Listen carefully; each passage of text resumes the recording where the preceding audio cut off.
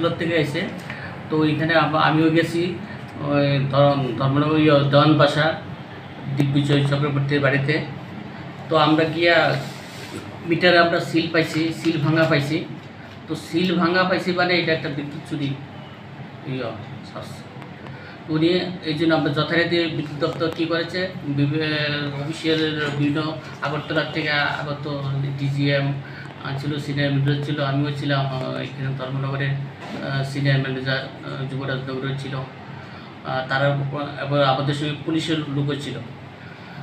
তারপর আমরা যথারীতি বিদ্যুৎ দপ্তর লাইনটা কাটতে বাধ্য হয়েছি, কিন্তু উনি ওই দিগ্বিজয় চক্রবর্তী লোকটা আমাদের সঙ্গে মানে কোঅপারেট করছে না, বাধা দিচ্ছে, লাইন কাটতে দিচ্ছে না দেওয়ার জন্য আমরা ওনাকে থানাতে নিয়ে এসেছি। আবার লাইনটার সঙ্গে আমরা কাটছিও।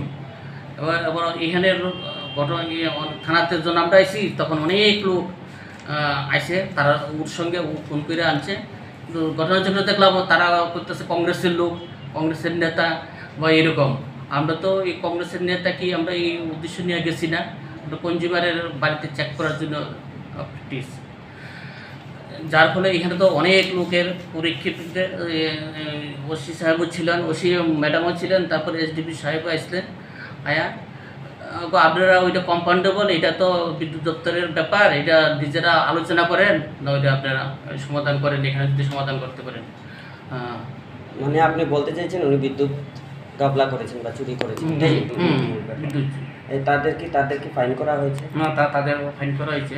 এই বেসিসে কত টাকা ফাইন হয় আপনাদের রুলস অনুযায়ী? আমরা বিদ্যুৎ তাই না, তো সিল ভাঙা হয়েছে, সিল ভাঙা তো মিনিমাম 500 টাকা আমরা রাখি। আচ্ছা, বন্ধু।